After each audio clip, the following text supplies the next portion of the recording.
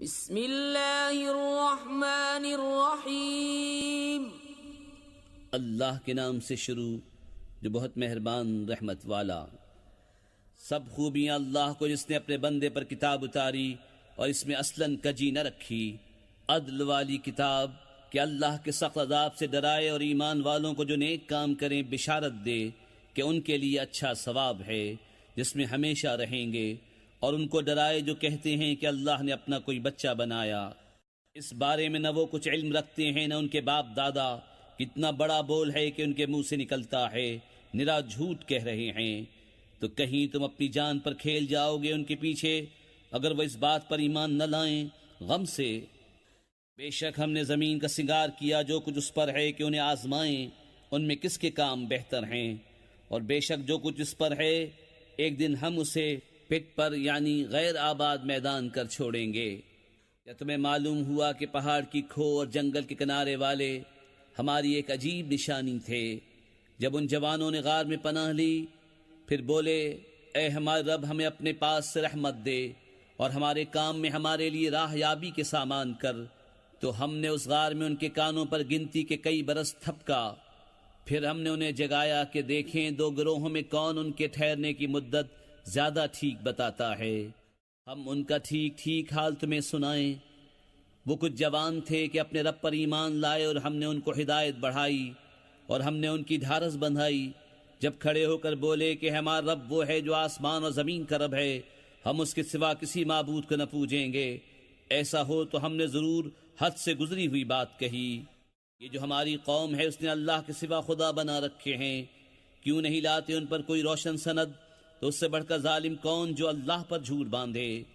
اور جب تم ان سے اور جو کچھ وہ اللہ کے سوا پوچھتے ہیں سب سے الگ ہو جاؤ تو غار میں پناہ لو، تمہارا رب تمہارے لیے اپنی رحمت پھیلا دے گا اور تمہارے کام میں آسانی کے سامان بنا دے گا۔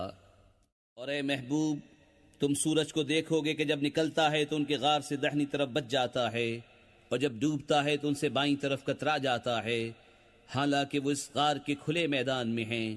یہ اللہ کی نشانیوں سے ہے، جسے اللہ راہ دے تو وہی راہ پر ہے، اور جسے گمراہ کرے تو ہرگز اس کا کوئی حمایتی راہ دکھانے والا نہ پاؤ گے۔ اور تم انہیں جاگتا سمجھو اور وہ سوتے ہیں، اور ہم ان کی داہنی بائیں کروٹ بدلتے ہیں، اور ان کا کتا اپنی کلائیاں پھیلائے ہوئے غار کی چوکھٹ پر۔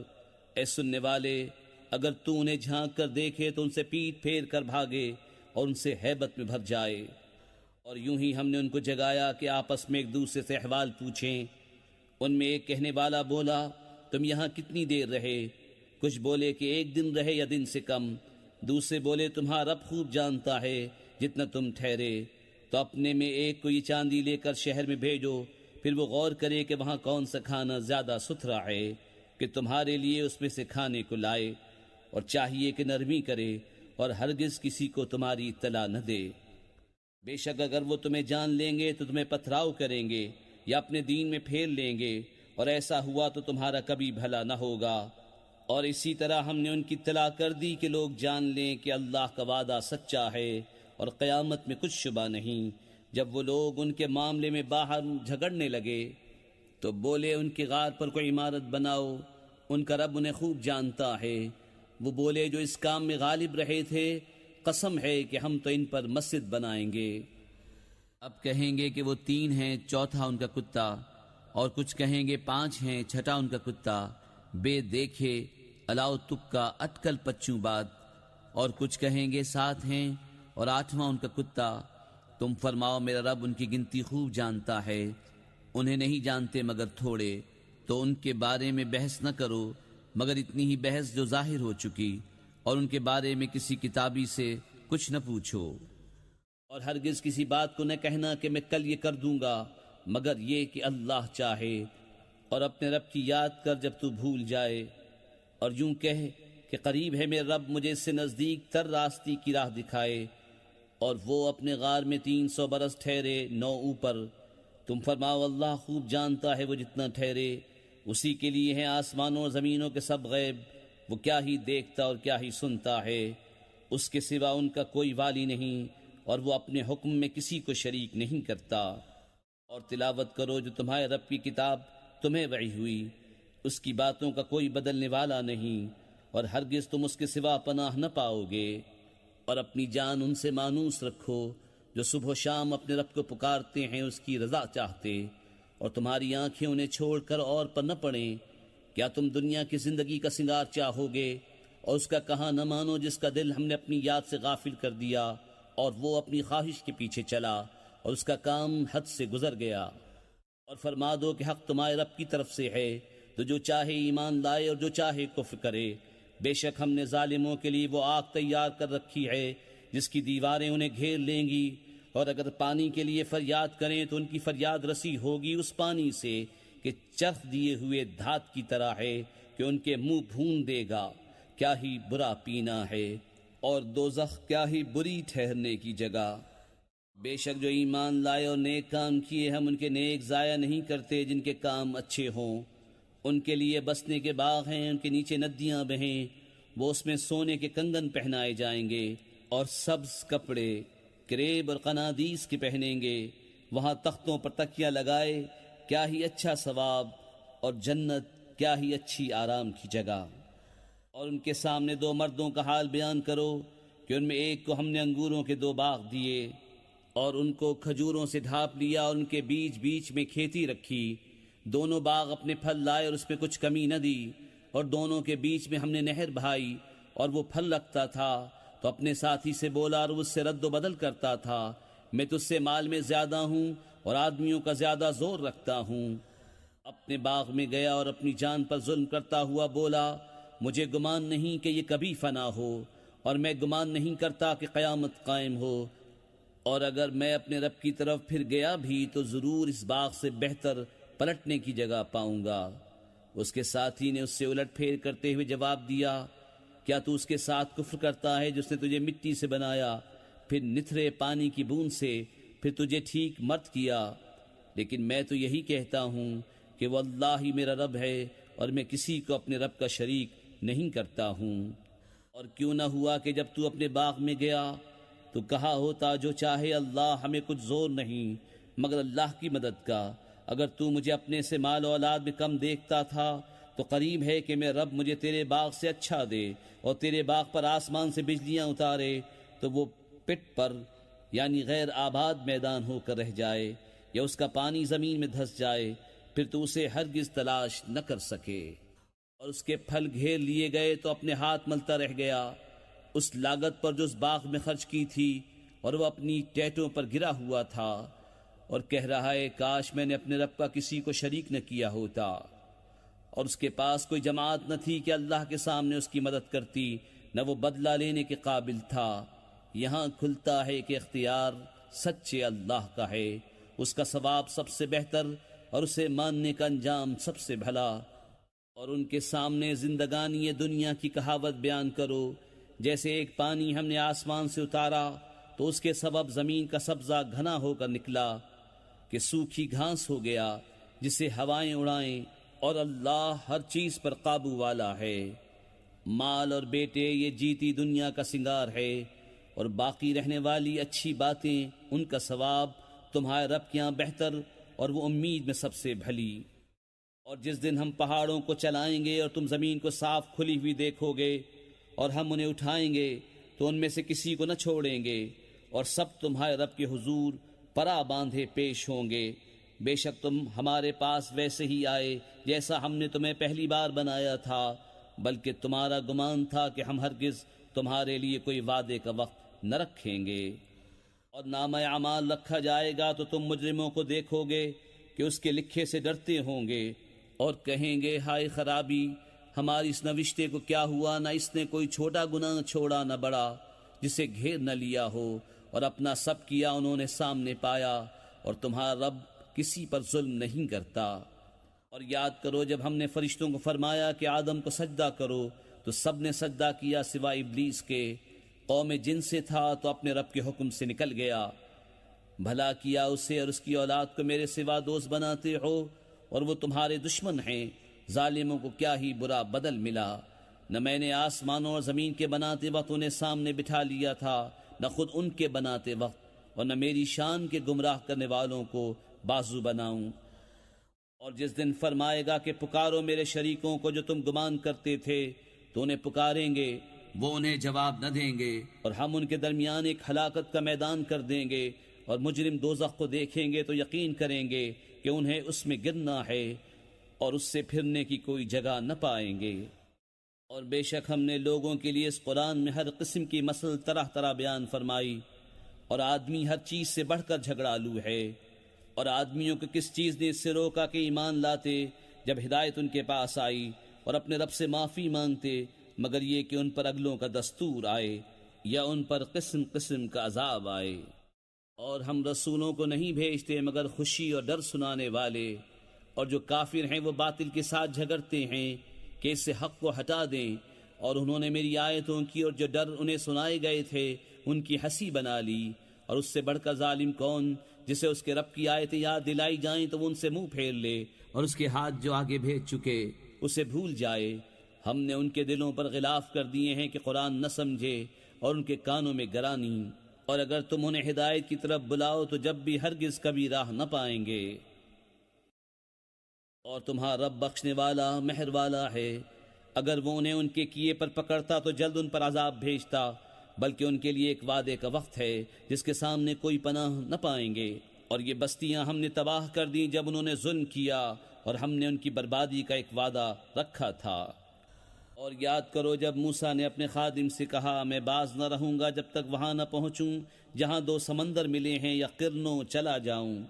پھر جب وہ دونوں ان دریاؤں کے ملنے کی جگہ پہنچے، اپنی مچھلی بھول گئے، اور اس نے سمندر میں اپنی راہ لی سرنگ بناتی۔ پھر جب وہاں سے گزر گئے، موسیٰ نے خادم سے کہا، ہمارا صبح کا کھانا لاؤ، بے شک ہمیں اپنے اس سفر میں بڑی مشقت کا سامنا ہوا۔ بولا، بھلا دیکھیے تو جب ہم نے اس چٹان کے پاس جگہ لی تھی تو بے شک میں مچھلی کو بھول گیا، اور مجھے شیطان ہی نے بھلا دیا کہ میں اس کا مذکور کروں، اور اس نے تو سمندر میں اپنی راہ لی، اچنبا ہے۔ موسیٰ نے کہا، یہی تو ہم چاہتے تھے، تو پیچھے پلٹے اپنے قدموں کے نشان دیکھتے تو ہمارے بندوں میں سے ایک بندہ پایا جسے ہم نے اپنے پاس سے رحمت دی اور اسے اپنا علم لدنی عطا کیا۔ اس سے موسیٰ نے کہا، کیا میں تمہارے ساتھ رہوں اس شرط پر کہ تم مجھے سکھا دو گے ایک بات جو تمہیں تعلیم ہوئی؟